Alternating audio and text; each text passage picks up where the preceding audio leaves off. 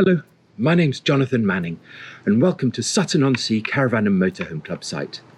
Today's ride is flat, easy and spectacular. It spends almost all its time in the Lincolnshire Coastal Country Park. There are some diversions that it's really worth pursuing, so have a quick look at the Cloud Bar, at the Sound Tower, both installation-type sculptures that you can explore, and they're set in the dunes, which is a lovely place for a diversion and maybe a picnic. The highlight of the ride is the North Sea Observatory at Chapel Point on the northern tip of Chapel St Leonard's. It's a really striking building. There's a very good cafe with a terrace where you can sit outside or sit inside and gaze out through the huge windows at the massive beach and huge skies that you have in this part of the world. So with that said, I reckon it's time to buckle up and go. Enjoy your ride.